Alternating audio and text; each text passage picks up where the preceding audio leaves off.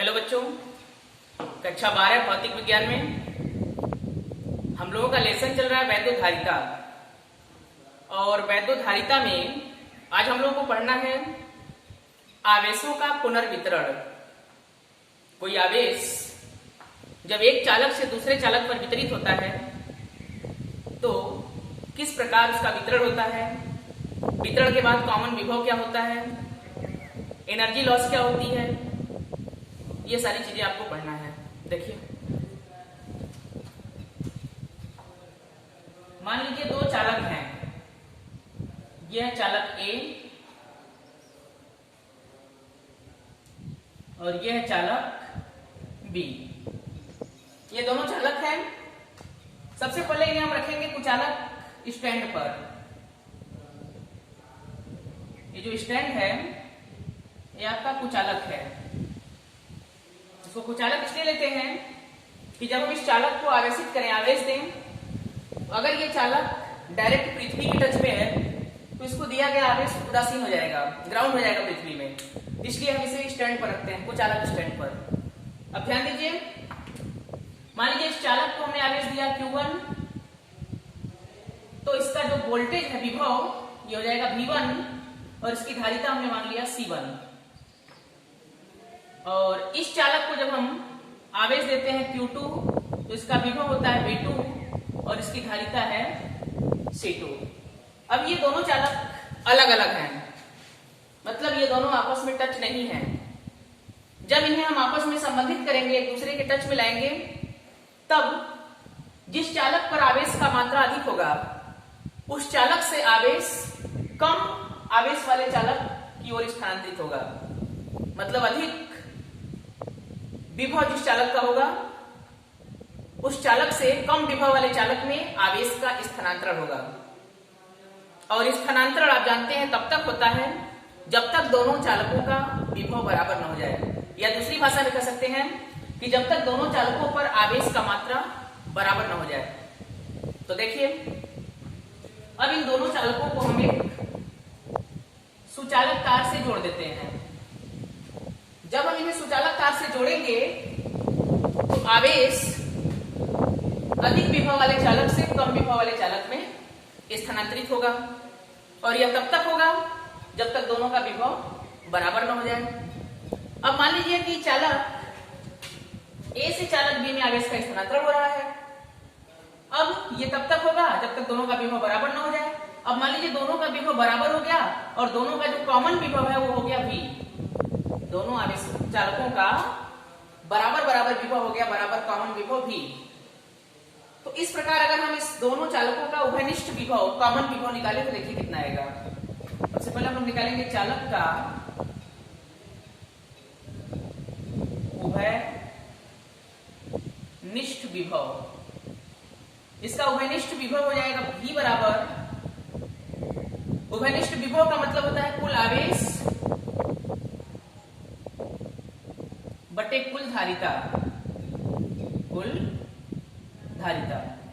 तो उभयनिष्ठ विभव को अगर हम V मान लें तो कुल आवेश देखिए, यहाँ इस चालक का Q1 था, इस चालक का Q2 था, तो कुल आवेश हो जाएगा Q1 प्लस Q2 बटे कुल धारिता इसका C1 था और इसका C2, तो हो जाएगा C1 प्लस C2। ये हो गया आपका चालक का उभयनिष्ठ विभव। ये हमने इस प्रकार निकाला। आप जानते हैं V बराबर होता है Q बाई C, V बराबर Q बाई C, तो V बराबर Q मतलब आवेश, C मतलब धारिता। इस फार्मूले से हमने इसको निकाला। अब देखिए, अब हम लोग ये निकालें कि वितरण के बाद, वितरण के पहले तो इस पर आवेश Q1 था और इस पर आवेश Q2 था, सबको पता है। लेकिन वितरण के बाद हम देखेंगे कि चालक A पर कितना आवेश होगा और वितरण के बाद चालक B पर कितना आवेश होगा। ये देखिए आप। तो सबसे पहले लिखेंगे वितरण के पश्चात चालक A पर आवेश, ये हो जाएगा QA। आवेश QA बराबर हो जाएगा, आप जानते हैं Q बराबर होता है CV, Q बराबर CV, तो यहां से Q बराबर हो जाएगा C1 इंटू V। क्योंकि इसकी धारिता C1 है, लेकिन कॉमन विभव दोनों का V हो गया है, तो जाएगा C1V। यानी दूसरी भाषा हम कह सकते हैं QA बराबर C1 और V की जगह V का ये मान रख दीजिए, तो V का मान है आपका Q1 प्लस Q2 बटे C1 प्लस C2।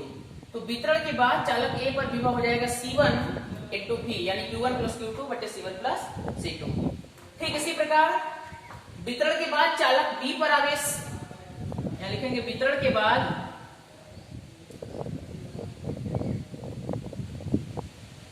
चालक B पर आवेश, ये मान लीजिए हो जाएगा QB, QB मान लेंगे इसको, तो QB बराबर हो जाएगा C2 into V, common V है, फिर V का मान रख देंगे तो हो जाएगा QB बराबर C2 Q1 प्लस Q2 बटे C1 प्लस C2। ये हो जाएगा आपका वितरण के बाद चालक B पर आवेश। अब देखिए, अब हम लोगों को निकालना है वितरण के पहले कुल ऊर्जा और वितरण के बाद कुल ऊर्जा। मतलब हमें यह निकालना है कि जब आवेश एक चालक से दूसरे चालक में स्थानांतरित हुआ तो इस स्थानांतरण की क्रिया में कितना ऊर्जा हानि हुआ, ऊर्जा हानि निकालना है, यानी ऊर्जा का ह्रास। तो ये हम कैसे निकालेंगे, पहले हम देखेंगे कि जब वितरण नहीं हुआ था तो दोनों चालकों का ऊर्जा कितना था, फिर वितरण होने के बाद देखेंगे चालकों का ऊर्जा कितना बचा। तो वितरण के पहले जो ऊर्जा था उसमें से वितरण के बाद जो ऊर्जा बचा है उसको घटा देंगे तो पता चल जाएगा कि कितना ऊर्जा हानि हुआ, कितना ह्रास हुआ ऊर्जा का। तो देखिए, सबसे पहले हमें निकालना है वितरण के पहले चालक की कुल ऊर्जा। वितरण के पहले चालक की कुल ऊर्जा मान लीजिए K1, तो K1 बराबर हो जाएगा, देखिए आप पढ़े हैं ऊर्जा, या इसको U1 मान लीजिए, U बराबर आप पढ़े हैं half CV square 1/2 CV square. तो यहां पर हो जाएगा वितरण के पहले कुल ऊर्जा U1 बराबर 1/2 C1 V1 स्क्वायर, पहले इसकी ऊर्जा निकालेंगे, फिर प्लस इसकी ऊर्जा जोड़ देंगे 1/2 C2 V2 स्क्वायर। यानी वितरण के पहले चालक की कुल ऊर्जा जो होगी वो पहले चालक की ऊर्जा 1/2 C1 V1 स्क्वायर, फिर दूसरे चालक की ऊर्जा 1/2 C2 V2 स्क्वायर, दोनों को जोड़ देंगे तो वितरण के पहले कुल ऊर्जा कितना था ये पता चल जाएगा। अब हम निकाल ले वितरण के बाद कुल ऊर्जा, तो यहां लिखेंगे वितरण के बाद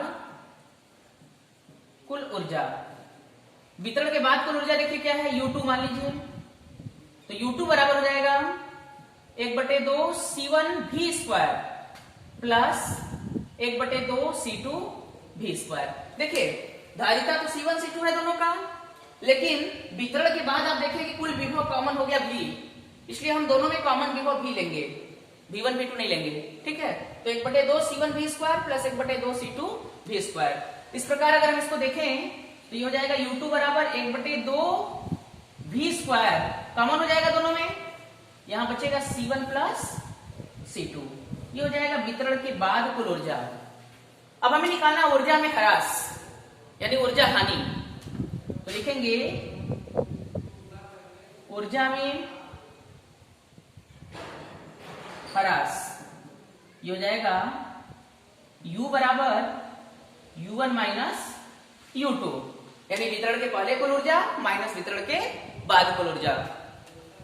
U बराबर U1 का मान देखिए यहां से 1/2 C1 V1 square plus 1/2 C2 V2 square, ये वितरण के पहले कुल ऊर्जा U1 का मान हो गया, फिर माइनस U2 यानी वितरण के बाद कुल ऊर्जा, ये हो जाएगा 1/2 V square C1 plus C2। इस प्रकार बच्चों ये जो प्राप्त हुआ ये आपका वितरण में जो ऊर्जा का हानि हुआ है, ऊर्जा का ह्रास हुआ है, ये है। तो आज आपने देखा कि अगर दो चालक हैं तो इन चालकों में आवेशों का पुनर्वितरण किस प्रकार होता है और पुनर्वितरण में कॉमन विभव कितना होता है, वितरण के बाद आवेश कितना होता है दोनों चालकों पर, और वितरण की क्रिया में चालकों की ऊर्जा ऊर्जा में कितनी हानि होती है, ये आप आज पढ़ें इस टॉपिक में। तो आज के वीडियो में बस इतना ही, आगे का टॉपिक आपको नेक्स्ट वीडियो में बताएंगे।